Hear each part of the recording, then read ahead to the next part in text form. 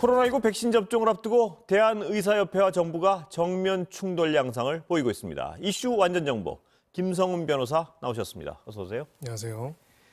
자, 의사협회가 그 주장을 굽히지 않고 있는데요. 지금 이 문제가 된다는 부분이 어떤 부분인가요? 의사협회 주장은?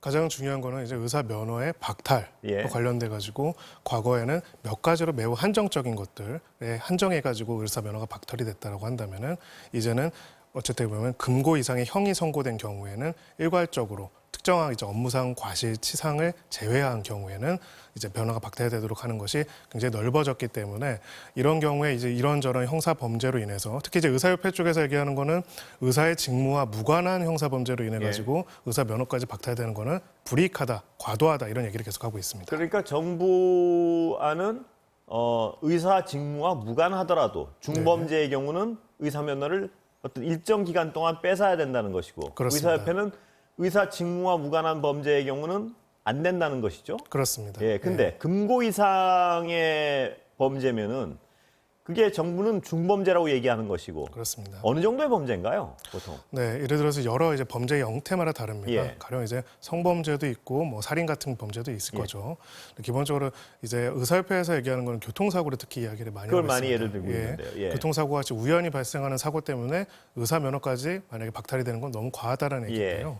근데 교통사고의 경우에 금고 이상의 형이 나오려고 한다면은 사실상 일단은 사람이 사망하지 않은 경우에는 그런 경우가 거의 안 나온다고 볼 수가 예. 있고요. 사람이 사망까지 이르게 됐고 사망의 경위에 있어서도 이제 특별하게 중대한 과실이라고 물론 꼭 법률적인 중대한 과실은 아니더라도 그만큼의 사회적 비난 가능성이 높은 사안들에 예. 보통 적용이 됩니다. 일반적으로 그 정도가 아닌 경우에는 교통사고로 인해서 형사적으로 금고 이상의 형이 나오지가 않고요. 예. 사람이 사망했고 저희가 이제 뭐 가끔 영상이나 뉴스에 나오는 것처럼 정말 저건 고의적으로 저런 것이 아닐까 혹은 정말 만취나 무면허 수준이 아닐까라고 예. 싶을 정도의 매우 위험한 운전 중에서 그렇게 상해에 이르게 한 거나 죽음에 이르게 한 경우 정확하게는 죽음에 이르게 한 예. 경우에 한정되기 때문에 일반적으로 교통사고를 앞으로 내면은 의사면허가 박탈된다. 이런 원칙은 이런 문장은 틀린 거라고 할 수 있습니다. 사실과는 다르게 어떤 아주 과장된 어떤 용어라 할 수 있겠군요. 그렇습니다. 그러니까. 예. 뭐냐면 근데 말씀하신 걸로 교통사고로 금고 이상의 형이 나오려면 아주 만취 상태에서 운전을 해서 뭐 사람을 죽게 한다거나. 네. 근데 만약에 그 한 경우를 예로 들면 그러면 당연히 의사면허 취소해야 되는 거 아닌가요, 당분간? 그게 그렇습니다. 이 법의 취지 같은데요. 네. 그 정도라면. 맞습니다. 그러니까 적어도 우리가 다시 이 갈등을 넘어서 가지고 왜 이런 얘기가 나오는가를 예. 살펴볼 수가 있어요. 왜 면허를 부여하고 이 면허 있는 사람들한테 어떠한 경우에 그 면허를 박탈하는가? 면허라는 거는 이 사람이 이런 일을 할 수 있는 특별한 자격을 갖춘 사람이라는 건데요. 이 자격이라는 건 전문적인 지식뿐만이 아니라 이 전문적인 지식을 특별히 받은 나름의 특권을 가진 사람으로서 사회적으로 윤리적으로 기대되는 요구 수준이 있고 그 이상을 갖춰야 한다. 근데 법이라는 건 사실 윤리보다 훨씬 더 좁은 겁니다. 심지어는 이제 형사적으로 처벌을 받아서 금고 이상이라는 것도 굉장히 중요한 것이죠. 이런 경우들이라고 한다면은 적어도 우리가 인간의 생명과 신체를 맡기거나 아니면 법률을 맡기거나 소송을 맡기거나 이런 사람들에 대해서는 그 정도로 있어서 실형이 선고될 만큼의 중대한 범죄를 저지른 경우에는 완전히 영구적인 것도 아니고요. 네. 상당 기간 이제 이 부분을 박탈을 해서 자숙하고 그런 반성할 윤리를 기간을 충분히 그쵸. 가져야 된다 이 그렇죠. 얘기. 윤리적 자질과 사회적인 평가를 회복할 수 있는 상태에서 다시 복귀하도록 하는 게 맞다라는 것이 지금의 취지입니다. 자, 다른 전문직 면허, 그러니까 지금 변호사시니까 네. 변호사나 공인회계사 이런 경우에는 어떻습니까? 네, 변호사, 회계사, 뭐 법무사 뭐 여러 예. 가지 다 직업들이 있죠. 거의 대부분의 전문직 면허에는 바로 지금 개정안에 담긴 내용이 거의 그대로 들어가 있습니다. 예. 예를 들어서 금고 이상의 형을 선고받은 경우에는 당연히 상실이고요. 법률로 규정돼 있는 거죠. 법률로 규정이 예. 되어 있습니다. 그래서 그 상식 그리고 등록을 할 수 없도록 상당 기간 등록할 수 없도록 되어 있고 지금 그래서 특별하게 의사의 경우와 이제 다른 전문직의 경우에 차이가 있다라면 오히려 지금 다른 전문직의 경우에 더 과하게 처벌하고 있다. 네. 마찬가지로 이제 변호사들이나 회계사들도 마찬가지로 그런 항변을 할 수 있겠죠. 우리 업무와 관련 없는 예를 들어서 교통사고 또 나왔지 않았습니까? 그렇습니다. 네. 그런 이야기는 충분히 가능할 수 있는 거기 그 때문에 같은 논리라면 그렇죠. 교통사고로 네. 대치해서 사람을 죽였는데 왜 회계사업랑 그게 무슨 상관이라고 회계사 그 주장이 가능할 자격증을 수 뺐느냐. 있죠. 그렇죠. 예. 그래서 그런 주장을 해볼 수도 있다라고 생각을 하고요. 그런 식으로 지금 현재는 이 면허에 있어가지고는 기본적으로 실형이 선고된 경우에는 자격을 박탈하거나 일정 기간 상실하게 하는 그런 규정들이 일괄적으로 적용되고 있다. 다만 이제 의료인에 대해서는 그동안에 좀 그렇지 않았다라고 볼 수 캐를 있습니다. 줬다고도 할 수 있네요. 어떤 측면에서는 그동안. 그렇습니다. 특히 이제 우리가 많이 문제를 삼고 있는 부분들은 성범죄, 특히나 이제 의료 행위 중에 그것을 이용해서 이루어진 성범죄 같은 경우에는 정말로 중요한 부분 중에 하나인데 그렇습니다. 여기에 대해서는 특별하게 지금 규정상으로는 다시 제재를 할 수 없도록, 그러니까 어떻게 보면 면허를 박탈하거나 정지되지 않은 상태에서 계속 행위를 할 수 있도록 그렇게 허용하고 있는 거나 마찬가지이기 때문에 이런 부분들에 대한 변화 그리고 개정이 필요하다 이런 이야기가 그런데 나오는 상황입니다. 궁금한 거는요. 네. 의사협회의 논리는 정확히 뭔가요? 왜 다른 전문 직종하고 의사의 전문 직종의 어떤 자격은 달라야 된다는 얘기의 그 논리가 뭔가요? 일단은 그거에 대한 합리적인 설명은 저도 좀 예. 제가 대신하기도 어려울 것 같습니다. 왜냐하면 언뜻 제가 들으니까 무슨 그 의사협회장의 인터뷰였나요? 정확히 네. 기억 안 나는데 변호사의 경우는 어떤 사회정의를 구현한다는 그 명시된 어떤 의무 조항이 있지만 네. 의사의 경우는 생명이라서 경우가 다르다 이런데 저는 그 얘기를 한 두 번 읽어봐도 잘 무슨 말인지 잘 모르겠더라고요. 네, 일단은 예. 뭐 개인적으로 변호사에 대해서 이렇게 좋게 평가해 주신 거 굉장히 감사하게 생각을 예, 하지만 예.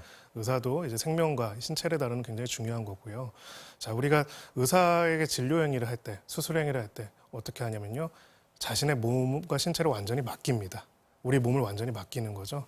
그거를 다루는 수 네. 있는 특별한 면허를 가지고 있다는 건 굉장히 중요한 것이고 저희들이 봤을 때 사회적인 존경이나 모든 면에 있어서도 이제 의사들에게 요구되는 윤리적인 수준이 변호사들보다 적어도 낮지는 않을 것이다라는 것은 모든 국민들이 일반적으로 생각하는 것이라고 생각을 합니다. 예. 그래서 이제 의사협회에서도 논리를 제가 아까 어떻게 설명드리는지 모르겠다라는 말씀을 드린 것이 그럼 왜 다른 전문직보다 의사의 경우에는 자격 박탈 요건을 훨씬 더 좁혀서 해야 하는지를 합리적으로 설명을 해야 하거든요. 예. 의사의 입장에서가 아니라 합리적이라는 거는 결국은 이 면허를 국민들과 이 사회가 그들에게 주는 것이기 때문에 그들을 설득할 수 있고 공감할 수 있는 이야기를 해야 하는 것이죠. 근데 지금 말씀드린 것처럼 그런 내용이라면 찾기 납득하기 어렵고요.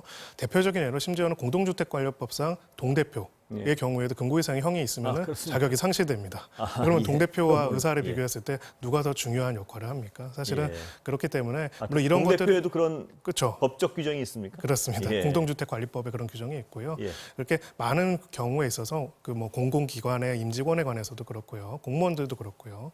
결국 우리 사회에서 요구되는 특별한 어떤 권한과 책임이 부여된 경우에는 거기에 대한 내용들이 있다는 것들이 염두에 두고 이제 그것이 각각의 경우에 적당한지와는 별개로 그거와 달리 의사의 경우에는 왜 그러지 말아야 하는지를 단순하게 이제 투쟁이나 이야기를 하기 전에 합리적인 설득이 가능할 수 있어야겠죠. 그런데 의사협회의 어떤 요구사항 중에 하나는 그 징계권을 자율적으로 달라는 거 아니었습니까? 그렇습니다. 그런데 다른 데는 다 법률로 규정돼 있는데 왜 자율적으로 달라는지의 그 합리적인 근거를 잘 모르겠고 네. 하나는 또 자율적으로 줬을 때 그동안 어떻게 해왔느냐 이걸 좀 살펴볼 필요가 있는데요. 바로 그 지점입니다. 내시경하는 환자를 성폭행한 경우도 1개월 있다 다시 개업을 하고 이런 건 사실 정말 누가 들어도 약간 불합리한 것 같은데 어떻게 보세요, 그 부분? 저는 그렇게 생각합니다. 예. 이제 가령 이제 성범죄를 저지를 했거나 이런 문제들이 있을 때는 보통은 취업 제한이 굉장히 강하게 되어지죠. 예. 모든 직종에 있어가지고 학생들이나 영유아 관련된 것들에 대해서는 취업 제한이 이루어지게 되는데요.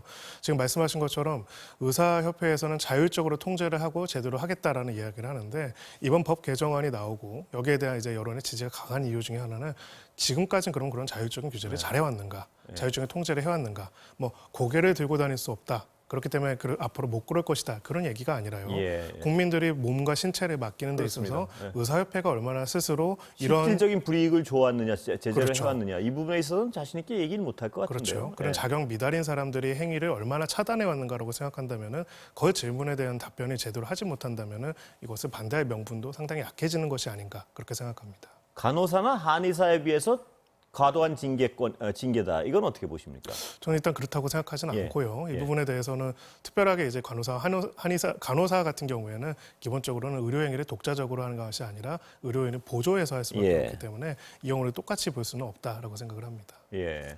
한의사는 혹시 네, 한의사의 경우에도 지금 그 개정한 내용에서 한의사는 특별하게 이 자격 요건을 박탈을 이제 완화시켜주고 예. 의사에 대해서만 이제 강하게 하고 이런 취지는 아니다 이렇게 이해하고 있습니다. 예. 그 해외 사례랑은 어떻습니까? 혹시 좀 해외 사례에 대해서 좀 들으신 적이 있나요? 네, 그렇습니다. 예를 들어서 나라마다 조금씩은 다른데요. 예를 들어서 일본 같은 경우에는 벌금형 이상의 형만, 그러니까 금고도 아니고요. 선고받아도 우리보다 훨씬 더 엄하군요. 그렇죠. 엄격하게 네. 이렇게 지정을 하고 있고요. 영국 같은 경우에는 이제 의료 행위와 관련이 있는 여부. 그러니까 영국과 독일이 좀 서로 다른데요. 의료 행위와 관련된 내용에 대해서 처벌을 하도록 하고 자격 상실하게 하는 경우도 있고요.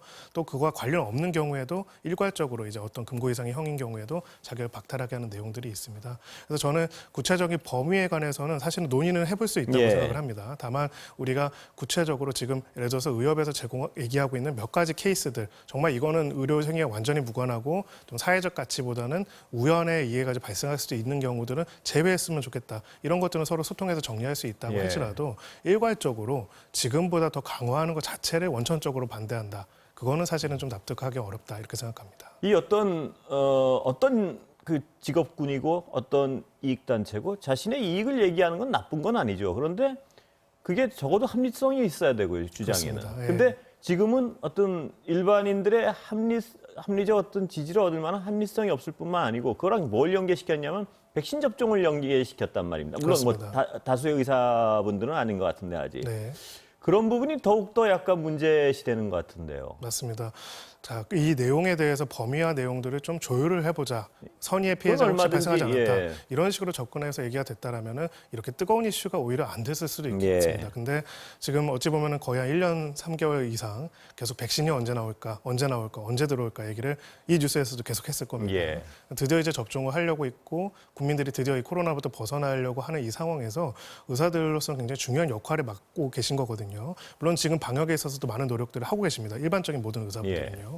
이런 상황에서 지금 이 내용에 대해서 합리적인 논의와 조율을 넘어서서 하기도 전에 바로 이제 뭐 백신 접종 거부라든지 이런 얘기가 나온다는 거는 사실은 이 내용에 대한 조율 자체의 여지를 떠나가지고 여론의 비난과 불만만 만들어낼 수밖에 없겠죠. 그러니까 법이란 게 어느 법이나 어떤 완벽할 수는 없겠죠. 그러니까 그렇습니다. 예. 어떤 아주 일부겠지만 어떤 불합리한 부분도 있다면은 네. 그걸 어떤 조율해 나가는데 지금 의협 집행부의 어떤 이런 식의 반응은 절대 도움은 안 될 것 같습니다. 왜냐하면 여론을 이렇게 약간 뒤집어 놓고 네.